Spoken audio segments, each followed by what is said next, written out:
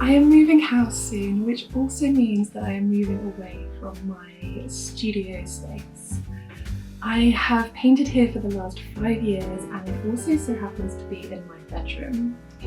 There's lots that I've loved about being in this space, but obviously there's also things that I haven't loved so much. I love seeing other artists' creative spaces and their studio tours here on YouTube. I am a little bit addicted to watching them, so I thought it would be fun to do one myself, as it will also act as a time capsule of sorts for me to look back on and remember this time. I'm going to show you as much as I can. I have had a little tidy over this last week, just getting things organised, but I will show you my messy corners, and I might even show you into my drawers, which I might regret, but yeah, I want to show you it as it is. So I hope you enjoy it, and let's get started. I really love to make my space somewhere that I really want to sit down and create, somewhere that's really cozy. So I often like lighting a candle and just really romanticising my painting time. You'll normally find me with a hot drink in my hand, whether that's a cup of good old builder's tea or a matcha first thing in the morning or a hot chocolate in the evening, and normally I'm listening to some kind of audiobook. 90% of the time it's Harry Potter. So this is my space and my setup. I have my lovely desk, which is a standing desk, and I'll tell you a little bit more about that in just a moment. My desk chair, important for posture. 2 storage drawers either side, which is so helpful just for the surface space, but also to keep everything tidy and organised externally anyway. Inside the drawers is another story. I have my messy corner over there, which I will show you in a little bit more detail a little bit later, reluctantly, but I will. And my bookcase, which has a lot more of my art materials stored, again in storage boxes, but also some of my reference books and other nice things that just help me have a nice cozy space that I love to be in. I have a standing desk, which I really love because I can sit down to paint and then stand up to do any editing or other laptop work. I also have this really great desktop organiser, which gives me more space and has this handy drawer that I store at the moment my mouse and my keyboard for my laptop.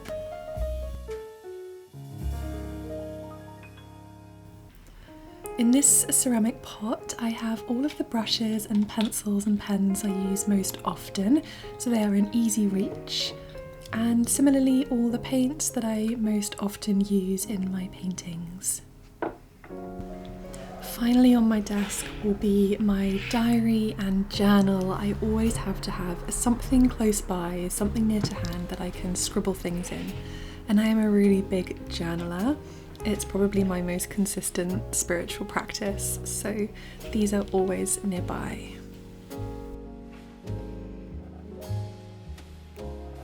Let me tell you a little bit about what is on my bookshelves, because there are a few treasures here. Firstly, you can see a number of different houseplants in varying different degrees of health. And this box here, which a friend got me many years ago, is just storing water jars at the moment. This is just a very sweet illustration of a terrier that looks very much like our dog Lily that died this year, who was obsessed with sticks, and my mum got me this and I love it. And then on this shelf I also have my microphone, which I'm recording on right now, and then a few books. I love this little book here. I picked this up in Scotland on one of my adventures in Skye when I was experiencing some very heavy downpours, and it caught my eye and it makes me smile. These are the lovely books my uncle found for me, and I just think they are really beautiful. On this next shelf I have my manifest. I wrote this when I was in Morocco on a yoga retreat. Essentially it describes where I see my life in 4 years' time. I framed it It cracked when I dropped it, but I really love having it somewhere that I can see it every day. This little pot I also made while I was in Morocco. It's chipped a little bit on the sides, but I still love it, and it's a little reminder to do other creative things. In it I'm storing my autumn leaves, which I'm on a bit of a mission painting at the moment. On this other side I have these really special photos of my mum and dad and me and my dad that we had done as a professional photo shoot, which I'd really recommend doing every couple of years. And this really fun gemstone diffuser, which you drop this essential oil onto, and it has this really lovely scent that lasts for hours and hours and hours, and I think it's really lovely and unique. I'm a really avid reader, and this is just a little selection of the types of books I like to read. The Healing Power of Flowers is just a really lovely book that you can pick up and put down whenever, and it describes the medicinal properties of different plants. Rewild Your Life is just a lovely little reminder of different ways to reconnect with nature. I'm halfway through Life is in the Transitions at the moment, and really recommend it for anyone who's going through some major life shifts. I've not actually read Your Wild and Precious Life. It's on my to-be-read list. This is just my journal, one of the ones that I finished this year. And then Malibu Rising, I've read pretty much every book that Taylor Jenkins Reid has written. This one is about surfing in Malibu, and it's just very cool, and I love it. Awaken Your Inner Goddess is just like a fun little workbook. And finally, Period Power by Maisie Hill. This book honestly changed my life because it really helped me understand my cycle and the way things ebb and flow, like my mood and my energy and my creativity. And I would really recommend this to anyone with a menstrual cycle. Okay, I hope you're not bored of books yet. I could never be bored of books, but these are some of my favourite botanical art books. This one from Rory McEwen is one of the ones I dive into a lot for inspiration. I also have a couple of little things I collected from an antique shop, and these are a couple of little Polaroids that I painted when I was on my travels in Skye. Even more books here, which I also love, like this rather dusty one from Brianna West, and a couple of poetry books, because every now and again I think to myself, I'm gonna get into poetry. But they are very lovely to pick up every now and again, particularly this nature poem for every night of the year, which my friend who I live with, Amelia, bought me for Christmas in 2021, and it's so lovely to flick through every now and again and see what poem has been chosen for that day.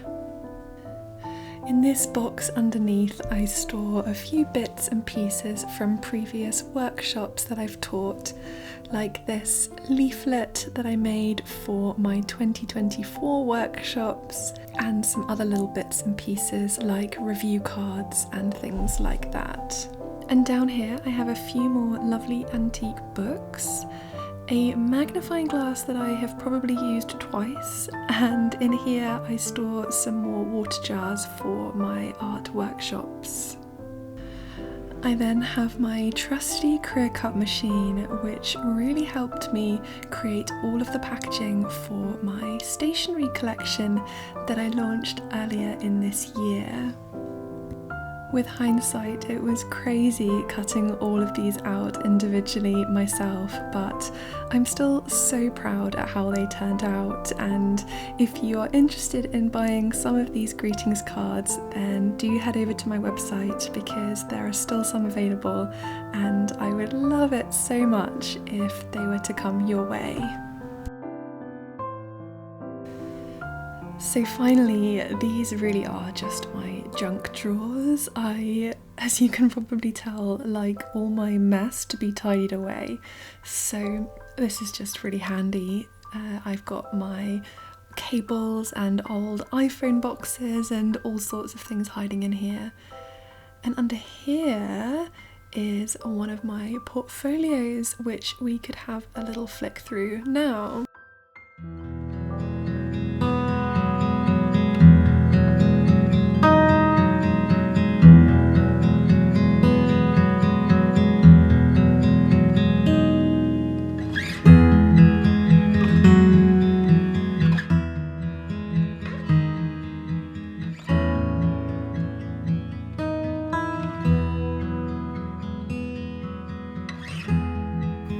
That was such a fun little trip down memory lane. I wonder if you saw anything familiar in there, like my first tulip tutorial and the most recent anemone painting. Let me now take you through my drawers and how I organise these. Okay, we'll start with the least interesting chest of drawers. Because this is all of my office supplies and postal stuff, so we'll just do a really quick whiz through this. So top drawer is, yeah, a bit of a mess. Whiteboard pens, batteries, elastic bands. This is a box full of biros, which I've hoarded from various different places, mostly work. Sorry, work. I will give them all back before I leave. Second drawer down is, oh my goodness, just so many notebooks. I love a notebook, and pretty much all of them have probably got like 2 or 3 pages filled out. I'm terrible for that. Yeah, this one's essentially brand new. So yeah, a bit of a hoarder when it comes to notebooks. Postal stuff. So loads of envelopes. Yeah. Stamps. Oh, and a very, very, very old, I probably call it like archaic iPad that I've had probably since iPads were invented. It holds its charge for all of about 22 minutes. And yeah, more postal stuff. These hardback envelopes are so useful, just because they've got a little bit more rigidity, so when you're sending prints and things, it's just really useful. Packing tape. Oh my goodness, take a look in this drawer. This is, I think, mostly like my career cut stuff. So yeah, this is a mess. Oh, I need to sort this out. And then at the bottom, this is all my kind of camera filming equipment that I've kind of collected over the years. Oh, and label maker for posting stationery and things out, and staple gun. Probably from one of my many previous projects. Can't remember what now. So yeah, it's not the most interesting of storage drawers, but I do love it because all of that clutter, all of that chaos is just kind of tidied away. That just makes me feel calmer knowing that it's all away and semi-organised. So I'm going to talk to you about this chest of drawers, which is much more exciting and has all of my actual art materials in just a moment. But first of all, I want to talk to you about this here. Okay, so this is the messy corner of my room. It bugs me, but I just don't have anywhere else to put this stuff, and it's quite big, bulky stuff. I'll show you in just a moment. But the first thing I wanted to show you is this whiteboard. I use this whiteboard all the time for general sort of brainstorming. I'm always working up some kind of scheme. And what I do is I do my brainstorming and then I'll take a photo of it and then wipe it all out and start again. At the moment, this has YouTube ideas, actually, and some other stuff about a membership. And some different courses and things, so yeah, that's what's on there at the moment. And then over in this corner there's a few different things. So this clutter here is all sort of filming related stuff. So this is another tripod type thing that I can film on. Oh my goodness, there's a camera lens there. Oh, it is okay, it's safe. Camera lens. This is a artificial light that I need to set up, and then I've got a shredder, which is this massive thing here which I need to get rid of, a fan because in the summer this room gets absolutely sweltering. Oh my goodness, that's dusty, that's really embarrassing. a palm that is not very happy. And then down here, you can't really see, but this is all like shredded paper that I use for my packaging of all of my stationery when I'm posting things out. So that's kind of why this area is all a little bit of a mess.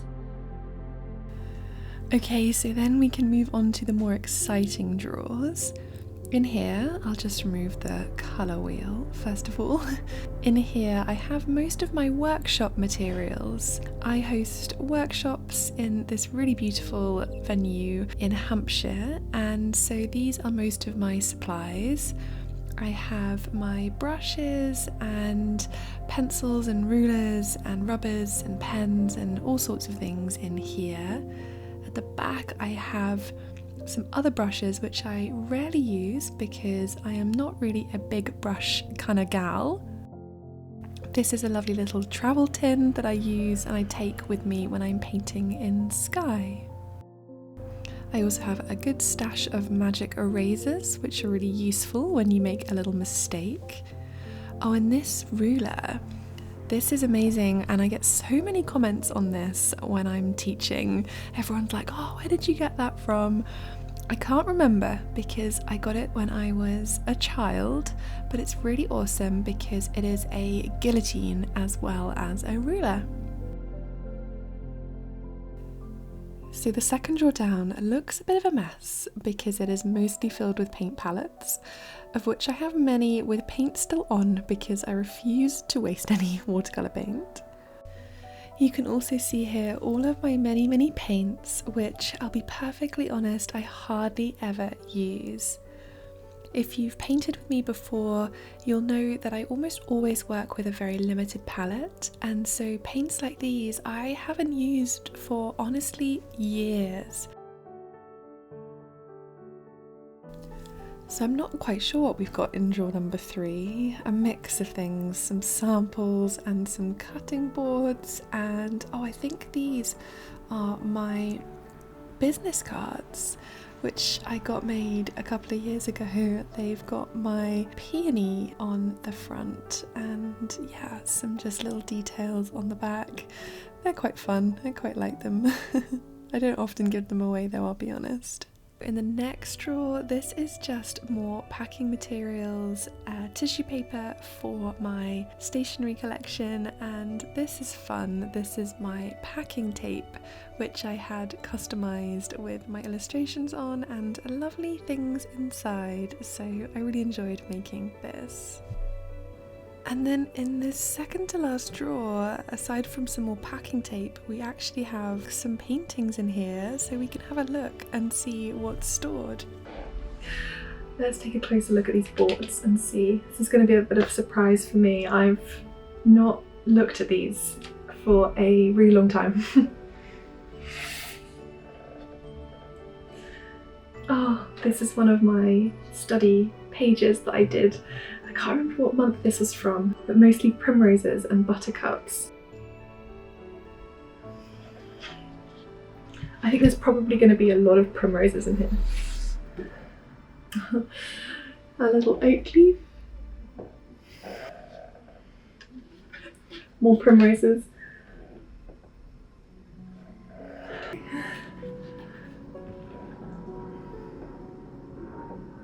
I wonder if I'm actually... yeah, that's the right way up. This was a flower that I picked up in Morocco.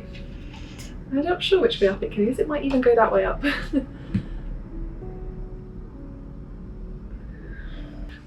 More primroses.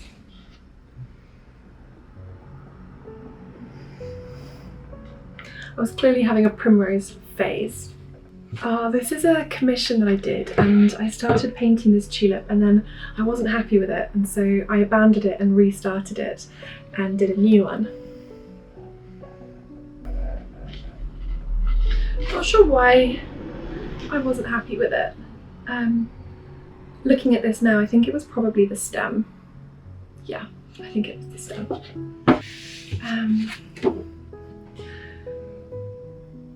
Little tulip.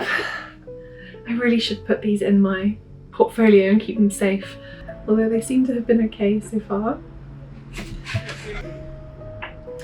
This is one of my tutorials. See if you recognise it. It's gorgeous rose. I've got a downloadable ebook guide that you can actually watch this and do the whole tutorial step by step. It's also on Skillshare as well, if you're on Skillshare and interested. You might recognise this from my stationery. These are different blossoms, cherry blossom and crabapple blossom. These were some of my favourite illustrations actually that I've ever done. I just really loved painting things small and delicate and then feeling so inspired to create a stationery. And then finally in this drawer, this is where I store all of my paper. So these little pieces of scrap paper, and then my cartridge paper for drawing, watercolour paper. This is the one I almost always use, Arche hot pressed watercolour paper. And then there is some tracing paper in here as well, which I use a lot after my drawing to transfer my drawing onto my watercolour paper.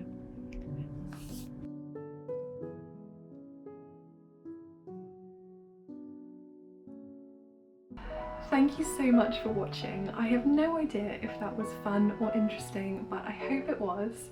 Please let me know if you enjoyed it in the comments below, and let me know what else you would like to see. I know you want to see videos of Sky, and they're coming. I do have a little adventure planned in Sky in the new year, so I will make sure that I film it and take you along.